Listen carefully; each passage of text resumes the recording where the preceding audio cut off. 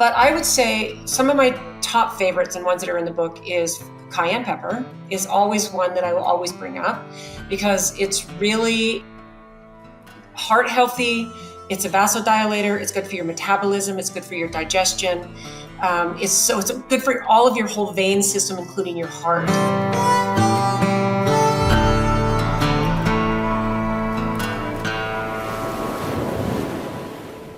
Hey, Inspire Tribe, my fellow freedom lovers, it's John Nolan here. Thank you so much for tuning in to Inspired Conversation, but it's also a brand new series that we're starting today. Something that Kristin and I have been passionate about and have studied and researched and used all our lives, herbs. And a lot of people think of maybe herbal teas or every now and herbal tincture, but there's so much forgotten and lost knowledge about herbs and frankly the secret world of herbs. And so for this series, we're going to on a regular basis invite our dear friend and master herbalist Jane Barlow. It's such a pleasure and an honor, Jane, to have you for this. Oh, thank you, John. I love you guys, and what a fun idea to share the secret world of herbs. Like, I think it's brilliant. Oh, we love you right back. And Jane, your entire life, your family history revolves around herbs and how they serve humans. And for those of you who want to dive deeper into Jane's background, we've had some conversations before this one. We're going to link to them in the description, and you can watch them. But Jane, for sort of an opening, many people know that herbs have gotten a bad reputation in mainstream medicine, and sort of, oh yeah, that's the woo-woo stuff and the witchcraft stuff, and but it's more than that. There was literally, in the last 100 plus years, there was a war on herbs by the allopathic big sector, and through law, through media campaigns, education. And every time that I find that something is being fought so hard, I ask why. If it's just an herb and if it doesn't do much, why fight it so hard? And the truth is, it's not just an herb.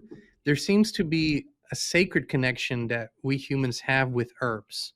Can you talk a little bit about how you see that and whether that is true and how much deeper it goes than what meets the eye?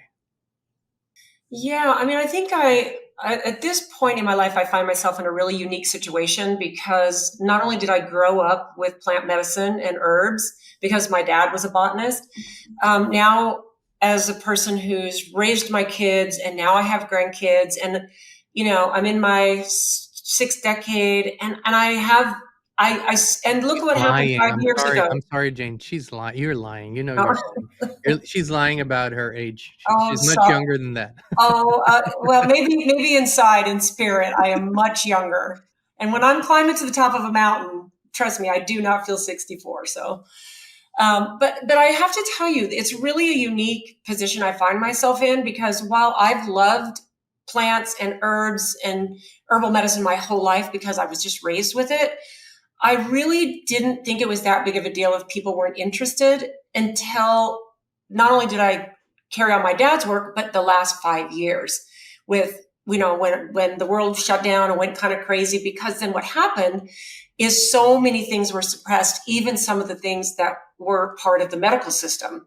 There were things that were suppressed. And so I find it fascinating that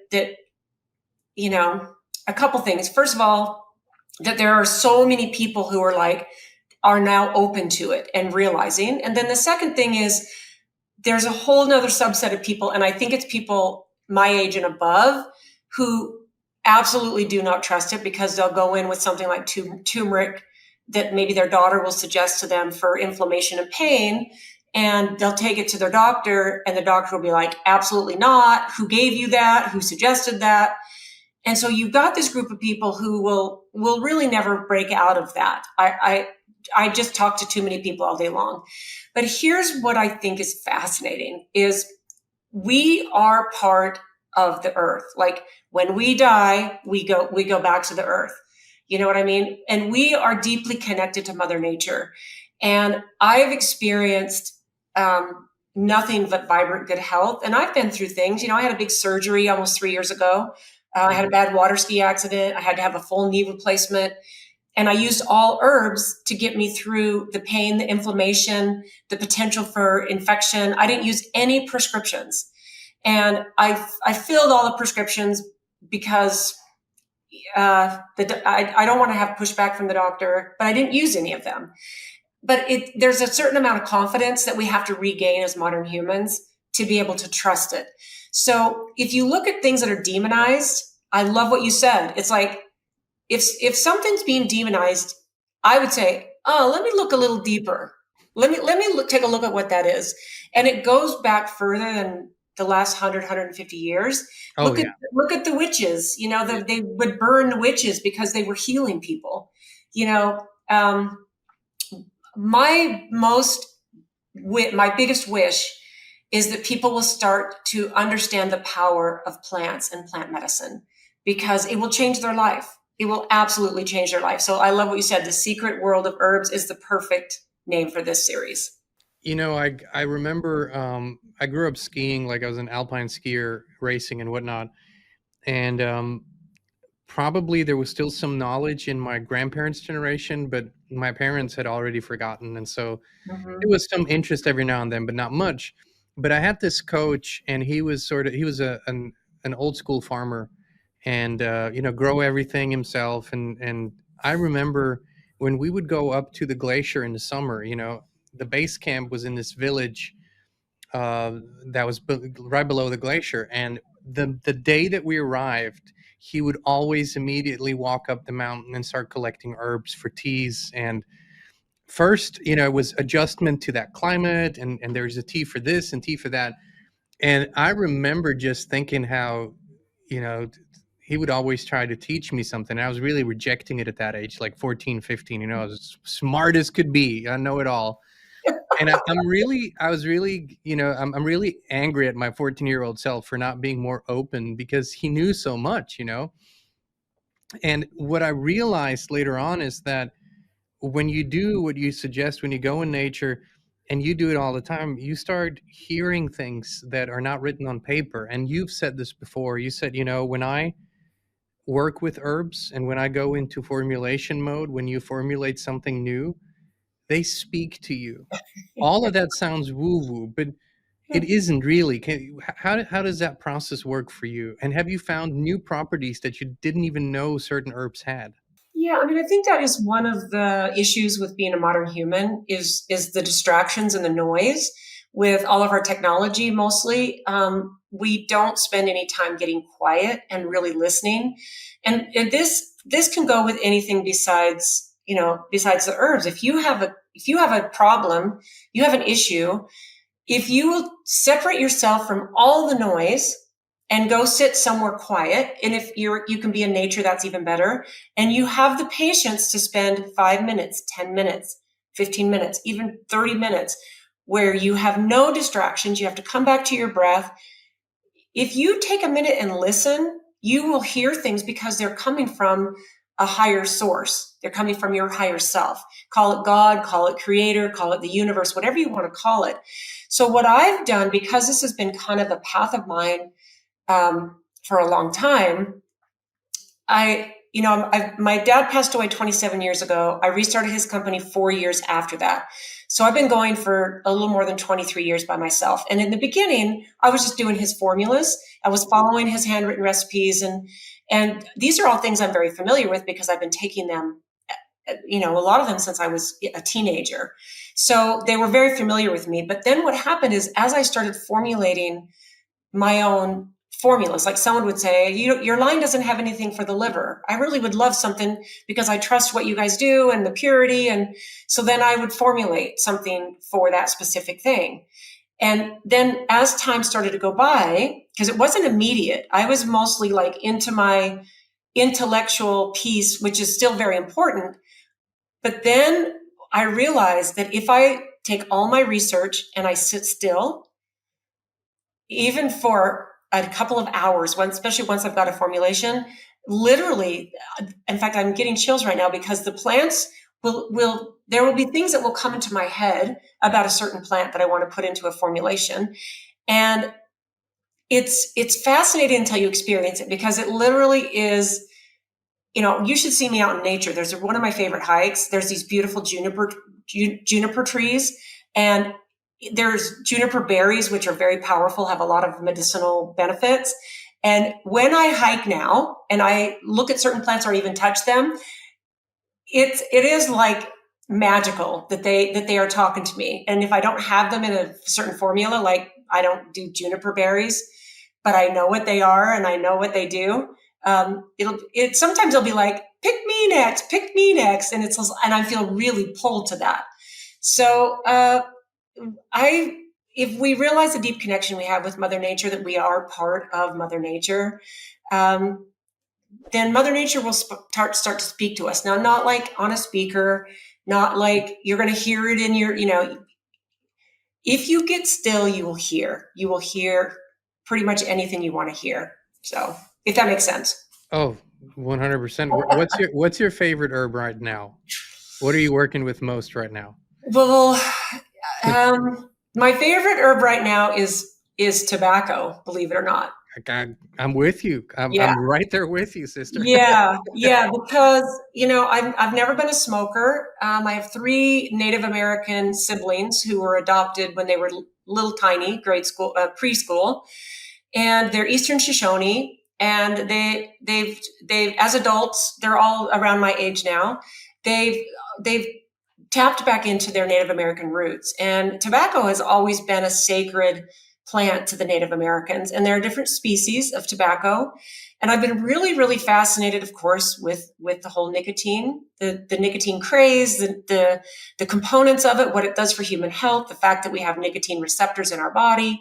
And then it's been a couple years now since I sent you my book. And then I added an extra chapter last year because it got picked up by a publisher. And in the sacred plants and psychedelics, I added tobacco as one of them. And for a reason. So this is something I have gone down the serious rabbit hole of tobacco. What makes different species different? What's the nicotine content in them?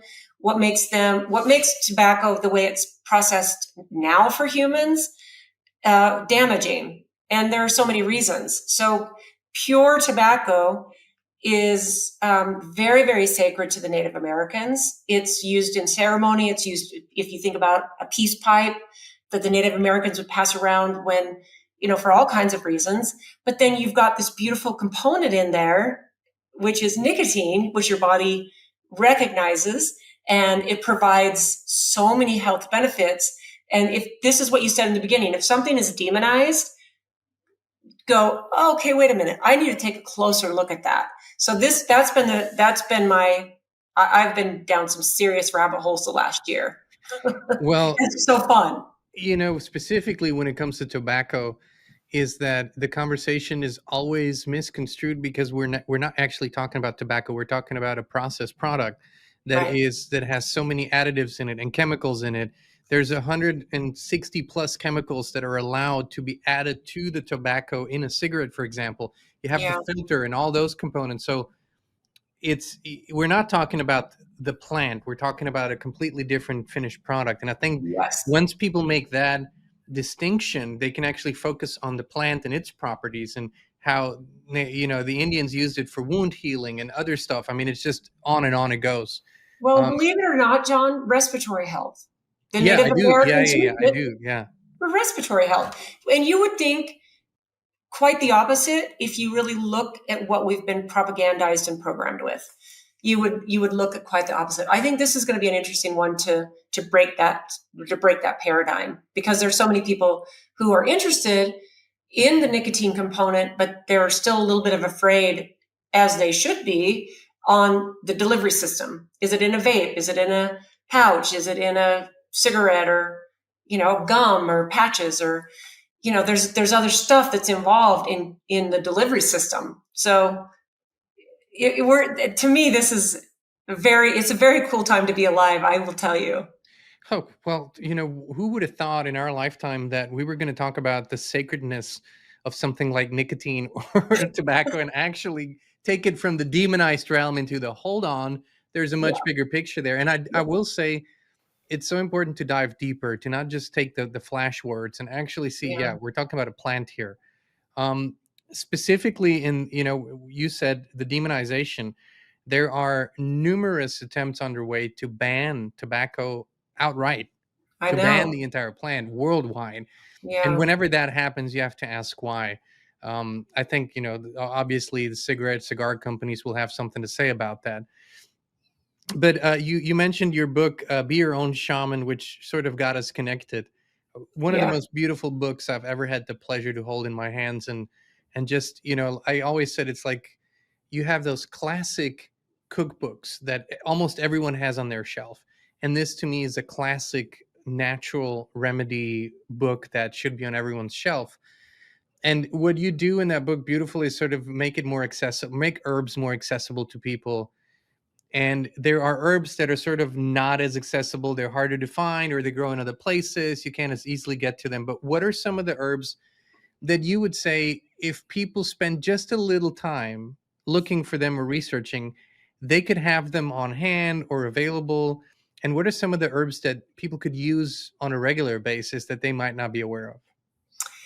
Yeah, I mean that was the main goal of it, was to make so that people aren't intimidated by all the, all the alkaloids that are in it. And you look at a big thick herbal book that's got the Latin name and the common names and they're kind of like textbooks with maybe some drawings or small pictures. And that's all great. There's a lot of people who geek out over that and love to dive into plants like that. But not the majority of human beings that are living. They want to know, like, how can I make this interesting? So there's big full color pictures. There's an illustrated hand drawn picture of it, of each plant. But I would say some of my top favorites and ones that are in the book is cayenne pepper is always one that I will always bring up, because it's really heart healthy. It's a vasodilator. It's good for your metabolism. It's good for your digestion. It's good for all of your whole vein system, including your heart. And if you Can you think, quickly share that cayenne pepper story? Sorry to interrupt. yeah, An amazing story, actually. yeah. So when I was 14, I went out on a driving lesson with my dad, and my dad always carried a wad of cash in his left breast pocket and a 1 ounce tincture bottle of cayenne pepper in his right pants pocket. And that was just something that was my dad. And you also knew that if you ever needed money, you could ask him, because he'd pull out his cash and you'd be like, he had a wad of hundreds. So, but the cayenne tincture kind of just sat there, and my dad would sometimes take it or whatever. But we stopped at a gas station, rural Idaho, out in the middle of nowhere. We stopped to get gas. And when we went in to pay, there was an older man and his wife that were right ahead of us paying for their gas. And the man clutched his heart and fell to the ground. And my dad, within a few seconds, had two droppers full of this cayenne pepper tincture, which of course is very strong, down this man's throat. And the ambulance came. The man was fine, and this was a gentleman in our community, so the follow-up was there. And basically, I watched my dad stop a heart attack in about 60 seconds. Before And you told me that story, I wasn't aware. Like, I've heard the connection between cayenne pepper and heart health, right? yeah, But yeah, never have I heard of this is what it can actually do. You should probably carry this with you just in case. yeah. Well, I and mean, not only especially above that, a certain age, I would assume for men who are prevalent. I would agree with you. You can also take a teaspoon of cayenne pepper if you have that in your cupboard. Stir it into a glass of water and drink it Hmm. as well. And you're getting it. So it's not like you have to have a tincture, Hmm. even though, I love tinctures and I have access to them. I make them myself. But that would be something that, have a really fresh, organic cayenne pepper that you use in your cooking. But I take cayenne pepper every single day. Now, I don't like hot, spicy foods. So I take my cayenne pepper in a capsule, because I just have really sensitive taste buds, but I want cayenne pepper. So this is where prevention comes in. Is you can do a tincture of cayenne pepper in a glass of water every morning. It's good for your heart. It wakes up your digestion. It stimulates your metabolism. So think about that. You know, a lot of people have sluggish metabolisms and their digestion maybe is a little sluggish. In fact, here's another cool thing. I've had not just siblings, but I've had very close friends over the years that have healed an ulcer using cayenne pepper. And you would think it would be the opposite, as far as you think of cayenne pepper, if you take, like I say, a capsule. Would irritate it, yeah. Yeah, you'd think, so take a capsule, the veggie cap will dissolve, and then the cayenne capsule will irritate it and bother it and inflame it even more. But the opposite is actually true. Cayenne pepper is very nourishing for the stomach. And I've had, like I said, close siblings and friends that have healed ulcers using cayenne pepper. So this is one of those things that you kind of have to go, oh, I've never heard of that. And your modern intuition might say to you, no, that doesn't feel right. It's going to hurt. It's going to irritate the ulcer I have. But I've seen the opposite. So. I did interrupt you because I really wanted you to share that story, but what are some other easily accessible herbs that Oh, people can use in their everyday lives? yeah. Okay. Things like basil, Love basil. thyme, rosemary. Rosemary is a powerful antimicrobial. So you can grow a rosemary plant. I live here in Utah where we get harsh winters. So I have a rosemary plant it's on a roller. It's in a pot and it's on a roller thing. And we roll it in the house in the winter. We clip off it and use it. We'll put it in a tea. We'll use it with our cooking. And then we roll it outside in the summer. So rosemary, basil, thyme, turmeric, ginger. These are all things that are really easy to get and really easy to start incorporating into your diet. And there's powerful medicinal properties in utilizing these just within your cooking. So to me, that's a great place to start. And everything I just mentioned is all in my book. So even though you think, okay, well, I'm familiar with ginger, well, you might not realize exactly everything that ginger's doing. And so I list that out. This is what it's doing for you. Mm-hmm. So it's kind of nice to know what it does. Oh, that's why I said it's the book makes it so accessible and it's easy to read. It's sort of what you just pick up every now and then. You kind of like an inspirational book and you just open it and wherever it opens, you go, oh, I might look into this herb. Might be good for me. Yeah. You mentioned it. Of course, I would never have asked. You don't ask a lady, but you mentioned, you're 64 on paper, but you really, you live an ageless life. Age doesn't play a role in your life. You don't count the years. We've become friends.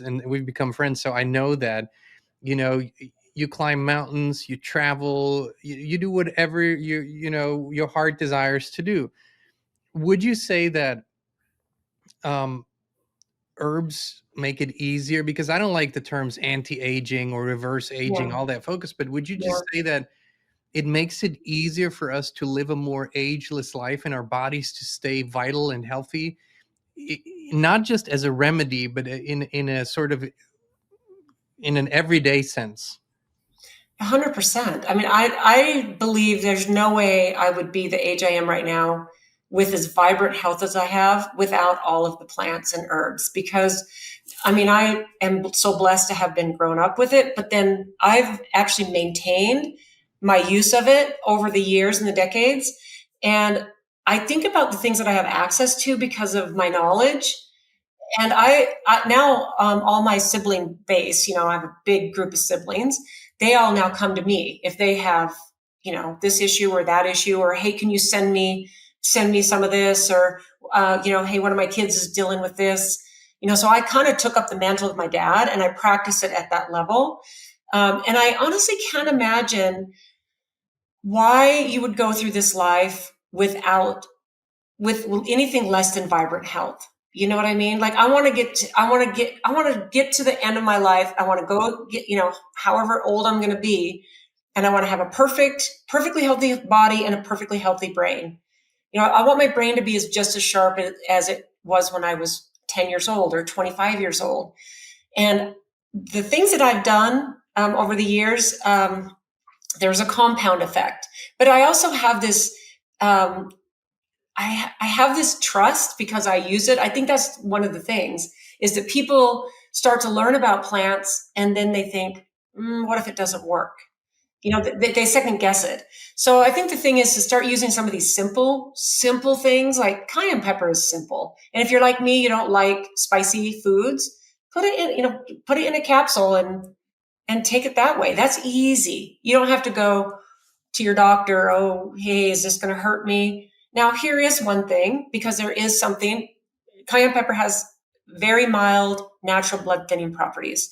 So if you are on a prescription blood thinner, then yeah, that is something that you might want to double check with your doctor. So there is a learning curve to some of these things, but for the most part, your doctor that puts you on blood thinners is not going to tell you to not eat cayenne pepper. They're not. I've never heard one person that's on a blood thinner. So, there is some awareness before you just start taking like a whole bunch of cayenne pepper. To me, these conversations are always exciting, and I look forward to turning this into a whole series. Yeah. And like you say, it's when you live a more natural lifestyle, then looking for a natural support system or natural remedy is sort of your first thought.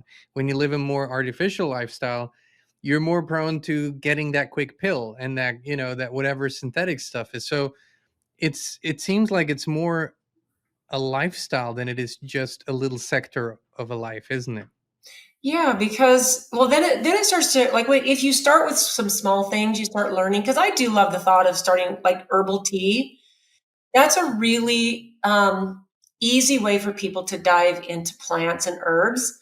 If you have a really stressful life, a high anxiety life or whatever, get something like holy basil tea and add that into your daily routine. And holy basil is a beautiful herb that will help balance your body chemistry, help keep you out of fight or flight. So Sorry. that's okay. Montana agrees. Montana. Yeah. So I would just say, what'll happen is it'll start to go onto other things, and you'll be like, okay, well, I'm feeling so good taking this. Maybe I'll eat a big salad with if you eat meat, with a steak or with a piece of chicken. So you're going to want to be more it starts to flow off onto the other things that you do. And it just turns into a healthy lifestyle, which, nothing tastes as good as being healthy and fit feels. Nothing. I agree. And it's part of becoming the best possible version of ourselves.